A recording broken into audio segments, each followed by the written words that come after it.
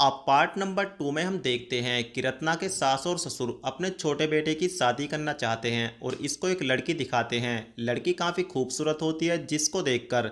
ये तुरंत शादी के लिए हाँ बोल देता है और इससे अच्छी बात और क्या ही हो सकती है। अब जैसे ही इस बारे में रत्ना को पता चलता है कि इसके देवर ने शादी के लिए हाँ बोल दी है, ये काफ़ी टेंशन में आ जाती है और अपने देवर को बोलती है, तुम तो शादी कर लोगे लेकिन शादी के बाद मेरा क्या होगा, क्या कभी तुमने इस बारे में सोचा है और तुमने मना क्यों नहीं किया। अब ये अपनी भाभी के सामने हिचकिचाने लगता है और बोलता है, क्या करूं भाभी, मैं अपने माँ बापों के सामने मना नहीं कर सका क्योंकि तुमको तो पता है कि मैं अपने माँ बापों की कितनी इज्जत करता हूँ।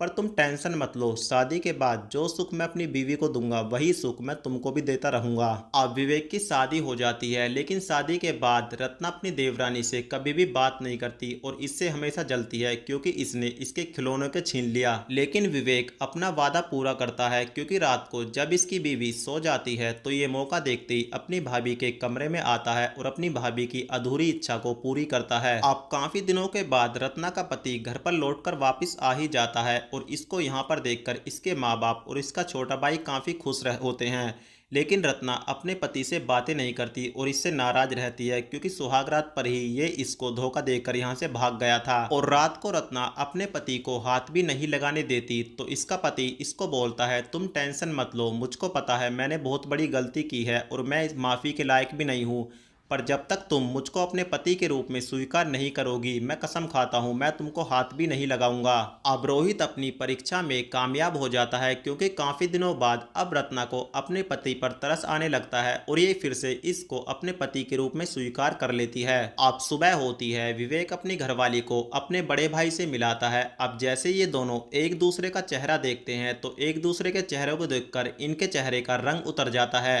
क्योंकि ये सीमा वही सीमा होती है जिसके लिए रोहित अपने घरवाली और रत्ना को छोड़कर घर से भाग गया था। लेकिन फाइनली सीमा रोहित को धोखा दे देती है और किस्मत देखो, सीमा आज इसी घर में आई है लेकिन इसकी बीवी बनकर नहीं, इसके छोटे भाई की बीवी बनकर।